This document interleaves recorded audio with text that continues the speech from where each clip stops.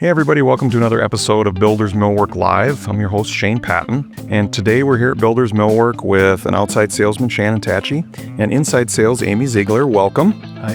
Today we're going to talk about the selection process. So in past shows, we've visited about the showroom and we've had some cool walks through the showroom and looking at some different stuff. But one thing that happens every day is the customer comes in and there's a big selection process. So are there unique things that happen every time? I'll start with you, Shannon. Do you do something the same every time in the selection process? It depends on the customer. Sometimes they're buying windows. Sometimes they don't always do that. We lead with millwork.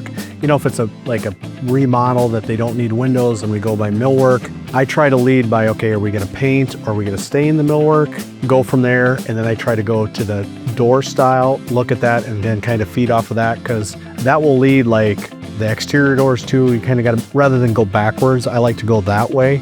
And then they find the color scheme and then we can kind of filter in how we go from there. Amy, what do you think the balance is for you? It's definitely a unique challenge. You want to make sure that when the customer comes in that they truly do get to pick what they want. I mean, my goal is to get them everything on their wish list, but I have to also keep in mind that there's a budget and there's a timeline and there's other elements to that. So I try to balance all of that together to make sure that we're not short selling somebody, or like I said, we're getting off of that wish list that they have. Okay, so how do we help a customer balance in between things like budget, how it looks, how it performs? I'm assuming that's different from product line to product line, but maybe let's just start with that in the windows and door section. Shannon? So with the windows, you know, I like to talk about color scheme right away and then go from there, because the black is the hot color.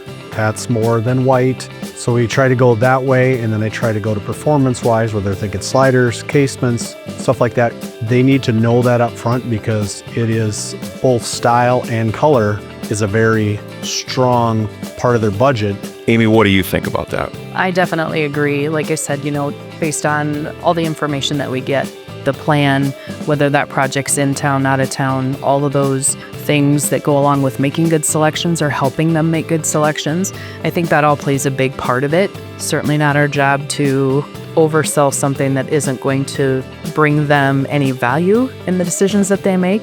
So it's super important for me on the inside to make sure, again, hitting that wish list, educating them about products, and making sure that that's something that they really appreciate down the road. Color seems to be such a big thing. How do you manage the explanation of color doesn't equal species for people? I think you try to go, it depends on if some people come in with the cabinet, they've already had their mind set on like, hey, I picked this out. And the next person is like, okay, we're thinking this. Then you're able to show them different options, where when they've already picked the cabinets, like, okay, if you're thinking you want to kind of match, this is like A or B, you know, you're able to kind of direct them a little more. When they have not picked the cabinets, or they still need to pick, I think you got to show them a wider array. I just think when the cabinets are decided, that we've already headed down the road and we don't want to veer off and like change everything. But we have a lot of options that we can give them options with going down what they have without changing everything. But we're able to give them good choices, but we have a more knowledgeable customer coming in. Amy? I would agree. I think for me, it's easy to start. Sometimes it's easier to start with a color palette, meaning flooring. Flooring is always huge for me. Sometimes that decision kind of sets that palette, and they can make good decisions as far as millwork. Do we match exactly? Do we have a varied color so that everything's not a perfect match, but it's very conducive of the project? Remodeling is always different because you're matching something existing. So thank gosh, we have a huge selection, yet we can kind of narrow that down just based on, like you said, questions, listening, plan, the builder, and then outside sales, how they set that tone as well. So when we come in the selection process, we've got the builder, we've got the designer, we've got the couple in here. All those opinions aren't always the same. Budgets equal things sometimes where couples might have a varying opinion of where they'd like to spend their money at. Sometimes we're stuck right in the middle of helping diffuse some of those situations. Quick examples, ideas, you understand what you're getting into when that stuff happens. Amy? I definitely feel like we're in a partnership with them as well. So whether it's the couple or whatever that caveat brings to who that combination belongs to, for me, I want to make sure they have the best information on the products and the decisions that they make so that they together can either have those conversations here in front of us. What if we do this? You know, why do you feel so strongly about this or that? I think those are things we can work through, but there's definitely a cause and effect. Shannon, what do you think? Well, you definitely try to fill out why there's a disagreement. Like, is it really style you're different? If it's price? Because sometimes people come in and think like X door is way more than Y. Well, no, it's not really. You know, it's a prejudgment that you have, or, you know, as far as the trim.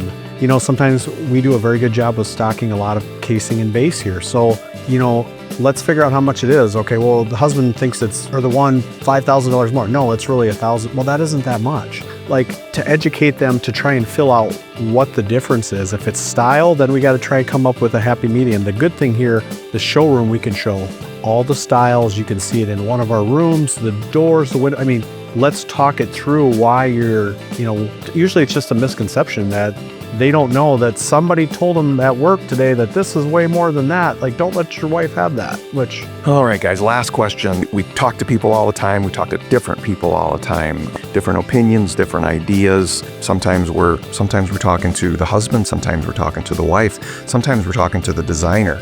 Sometimes we're talking to the builder on just a speculative build. What do you think the difference is between selling and educating?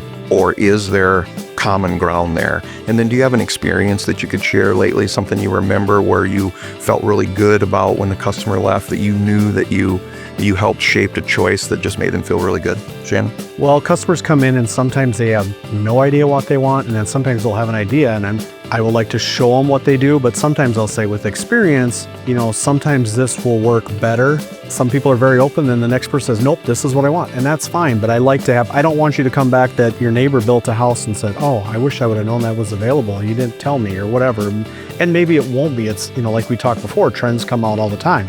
But I like to have people know that this option is here when you built today. Absolutely. Amy? I think one of the things I think about as a customer coming in the door is we always call this our showroom. A lot of times I like to think about it as an education center, teaching customers about product, things that are good choices for them. So I think for people to be able to come in here and be educated on the process itself or on the products, that's why we've done so much work in this building to make it an experience. Literally touch everything, feel everything, see everything in place. And then while making those good selections, I think people feel better about the terminology, better about the choices that they've made and how they've spent their money. And I think it's super important that we steward them in a good direction, somewhere that they're going to be happy, they're going to be proud of their project when they're done. And I think that's what makes us feel good about being able to work with them. Absolutely. I think that's the piece that, at least for me, that's the piece that like makes me enjoy coming back and doing this again.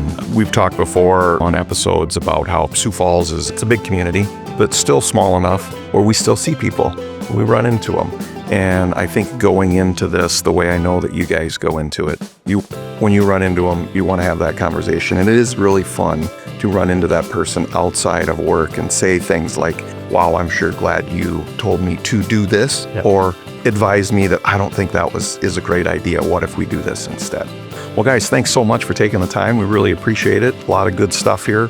Selection process, what have we learned? It's not always easy. It's different every time. And so our own education, our own experience helps guide us through those processes. We got a lot more episodes to come. Stay tuned. Thanks, everybody, for joining us. See you next time.